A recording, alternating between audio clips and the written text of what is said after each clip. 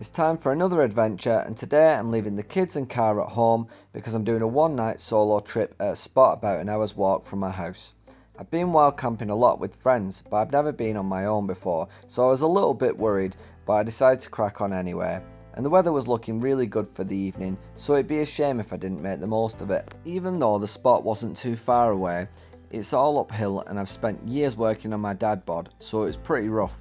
I also had to go through a cow field, and I'm not a fan of cows, so I practically sprinted through there. I mean, look at the way they just stare at you. Anyway, it was just a few more hills to go until I got to camp, so I pushed on. One of the nice things about being so high up is that you get to admire the place where you live, even if it does hurt your feet.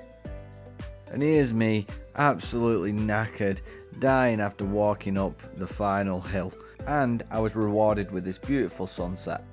Right, now that the walking was done, it was time to get the tent set up. I have a lot of my own camping gear, but my brother offered to let me try his setup for the evening because his tent was a lot bigger than mine. He was missing a few pegs, but it went up really quickly. Then I moved on to the inside of the tent and started getting out the bed and blowing up the mattress and all that sort of stuff, and everything was going really well until I realised that I hadn't packed a lighter. I searched through everything in the hope that my brother had one packed somewhere in the bottom of his bag. Unfortunately, he didn't, and I was pretty gutted. What's the point in camping if you haven't got anywhere to cook your steak? I spent a little bit more time looking around the tent and just generally feeling rubbish about the whole situation before finally giving up and deciding that I was going to have a bag of munchies for my tea. Just when I thought things couldn't get worse, this happened.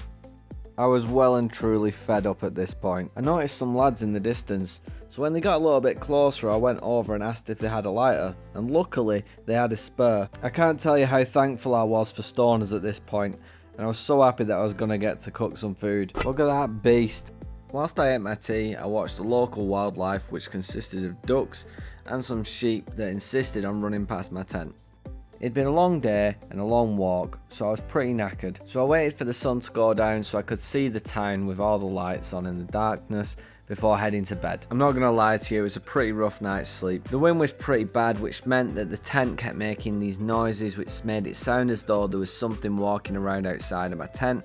So I kept getting up and down to check that there was nothing there, which of course there wasn't. But my mind kept telling me that the beast of Bolton was gonna come and eat me.